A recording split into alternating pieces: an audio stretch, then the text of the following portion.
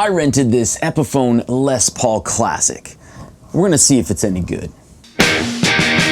This video isn't like some of the other videos out there where it's 7 minutes of talking and then 1 minute of playing. We're gonna play this thing. And we're not gonna ignore these little things here, because we're gonna compare these to Fender single coil and a Gibson P90.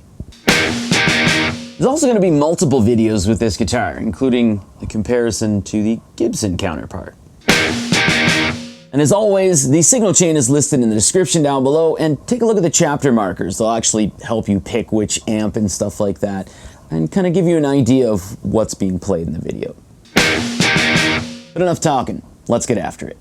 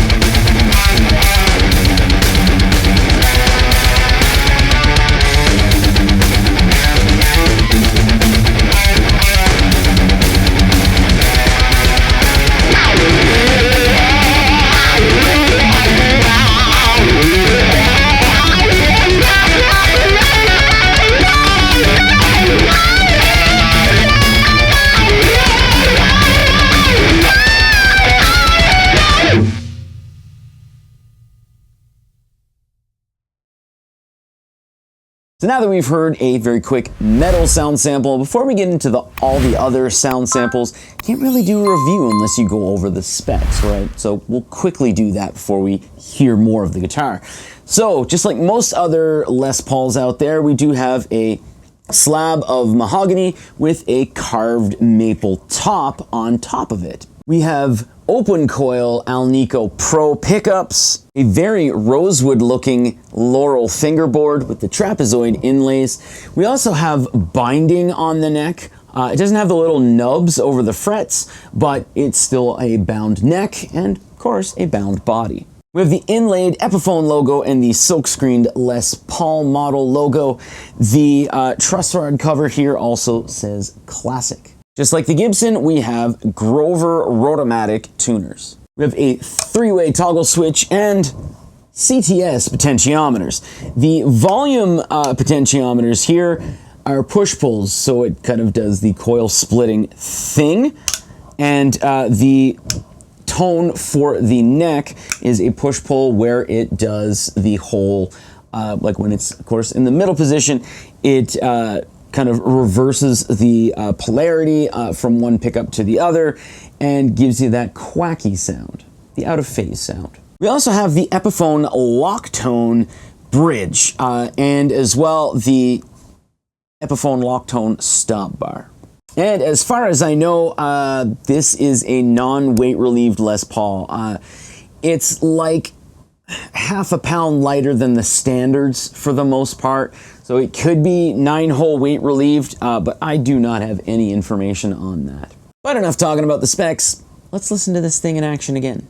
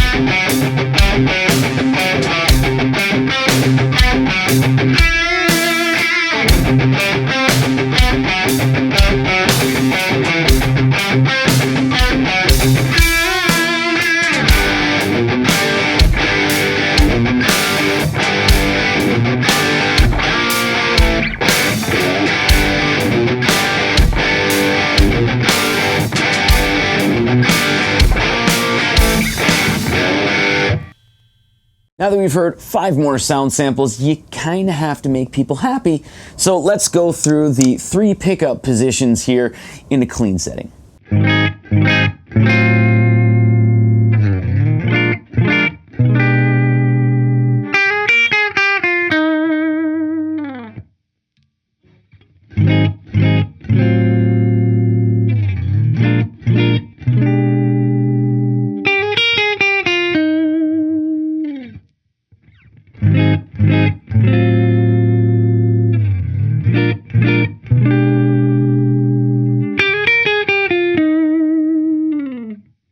Now for me, I've always found a little bit of light drive or a bit of breakup gives me a little bit of a better sense of the differences for the pickup position, so here's that.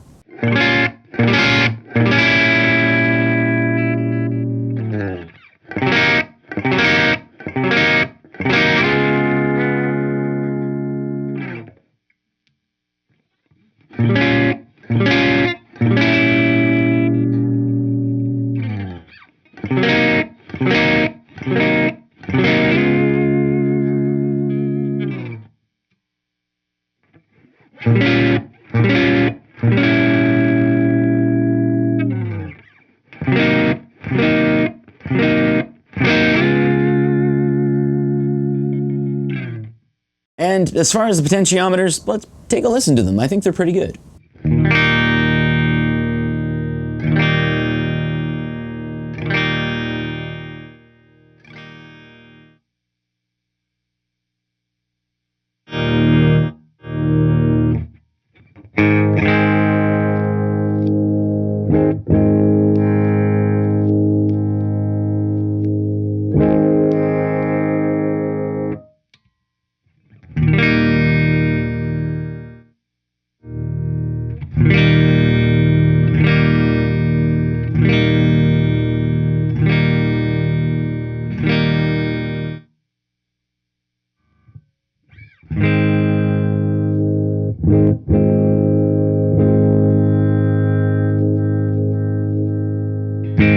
And here is what the coil splitting sounds like with the bridge and then of course the neck.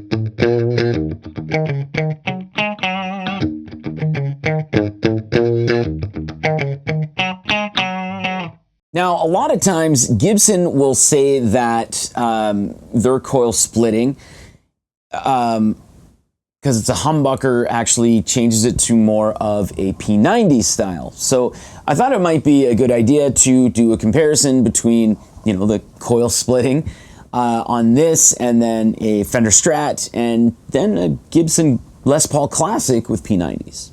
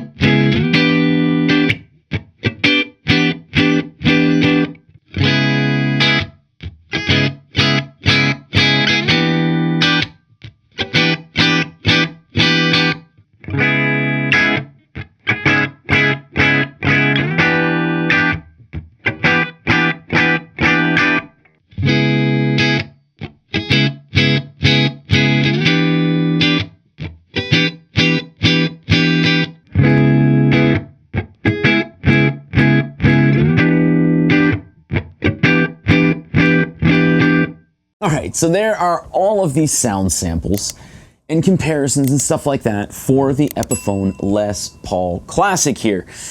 Now, we kind of said we're going to see if it's any good. So all of that there just, helps you decide for yourself without playing it, of course. If this is a worthwhile guitar, but I do have to give my opinion here. And for me, I think it's a great guitar. I think it is a very good guitar. This one here, and out of all the Epiphones that I've played so far, this is the 5th one that I've rented and done videos on and stuff. And I have to say, this one here, so far, is the most like its counterpart here. So this is the Gibson Les Paul Classic. Like I said, we're gonna do a comparison video a little later, probably next week or the week after or something like that. And I'll kind of go more into some of the differences at that point, and you'll be able to hear things and such. But when I'm playing this one here, my mind is thinking, yeah, I'm playing a Les Paul Classic. There's definitely things here that are a little different. And because I've owned 2 classics, or I own 2 classics currently, and I've had them for years, so they're like, old favorites to me. I kind of know which ones I'm playing when I'm playing them. So there's subtle differences here that I kind of pick up on. It doesn't matter if I'm picking up on them. If you don't pick up on them, or if you prefer the differences to you, then that's all that really matters. But I do have to say, the neck itself, the slim taper neck here is a little thicker than the Gibson slim taper neck. I'm not sure if this was more of a 60s slim taper style, maybe that's what they're going for, but it's more of a rounded profile as compared to the slim taper profile. So it's a little thicker, and it does have, and this is something that I do say, and I think I'm crazy for saying it, the neck feels a little more hollow than the neck on the Gibson. You might not find that, no one else might find that. That's something that I've always just felt, and I have no idea if that's just something in my brain that's saying it. Also, the carve here on the body is ever so slightly different. It's a bit of a deeper carve on the Gibson, but again, does that matter? Not really. The pickups here are a little different. I find that they're a little shrill, but of course, you just adjust your amp to that and it's not a big deal, unless you're balancing from one that is shrill to one that isn't shrill. If you're going to be doing that, then just adjust your amp before you switch guitars. And the pickups here, when it comes to the push-pulls and the coil splitting, I find that the Epiphones are a little more like the Fender single coil than they are the P90. It's sort of like a mixture, I find. Whereas the Gibson ones, I find are a little more like the P90s than single coils. I'm also one person that doesn't really like that, because I prefer the sound of the P90 over the split on the Gibson.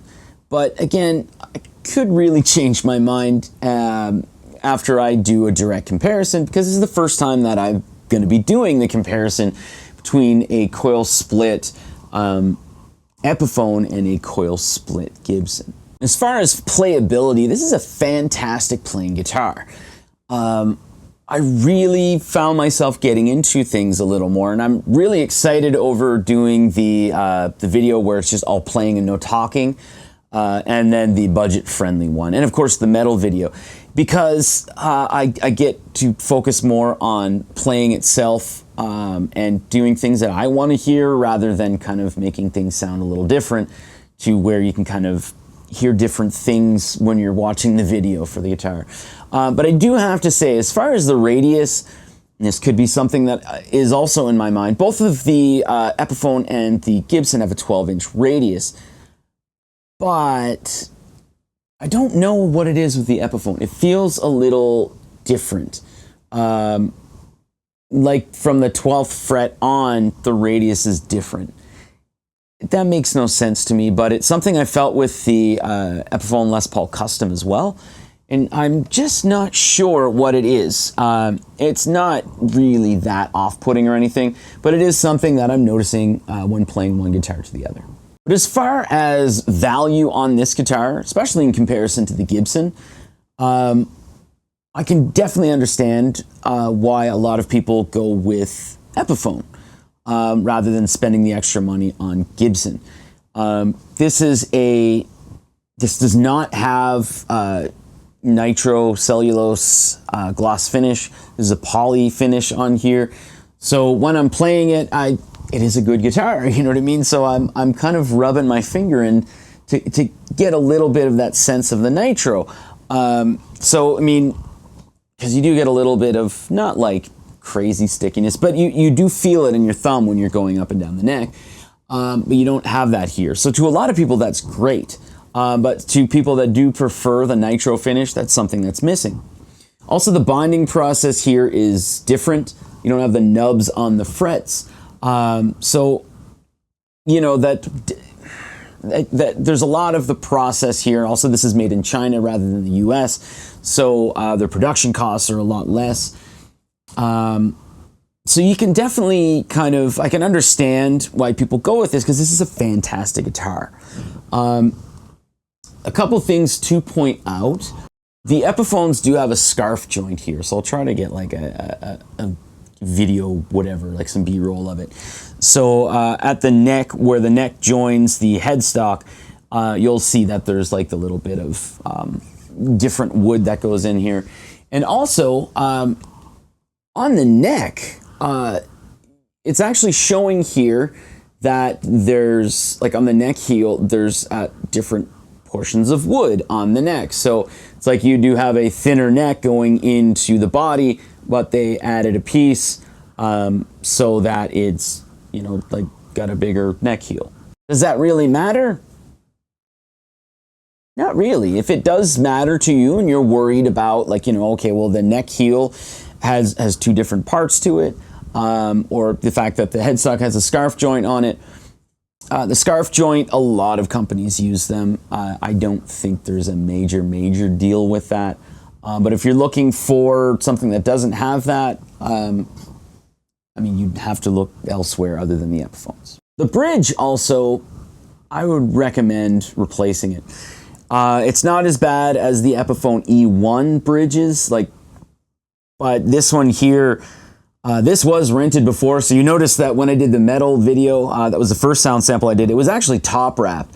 And that, I'm not a top wrap guy. I want a little more tension rather than sustain, so I don't top wrap, and I usually bring the stop bar down so I get more tension in the strings. But I mean, this has been used a little while. It was rented before I rented it. But I mean, it's not an old guitar, but the bridge here, the saddles on the bridge, there's a little bit of movement to them. So getting something like a Tone Pros will alleviate that, and they're not that expensive. So that is all I do have to say about this guitar. I'm sorry the video is definitely a little longer, but that's why I always say check the chapter markers. Because if you're like me and you don't like listening to me talk, because I hate it, you know, that's a little easier for you. Of course, I say that now at the end of the video. So thanks for watching, and as I did state, there's going to be other videos on this guitar, and yeah, you'll be able to watch them, and I'll definitely do some comparisons with it. But I really enjoy this guitar as well, so I might do, I might compare this as well to the Gibson Les Paul Tribute, or maybe the Gibson Les Paul Studio, or maybe even both. Depends on how much time I do have, because I am still really busy with not guitar stuff. Anyway, thanks for watching.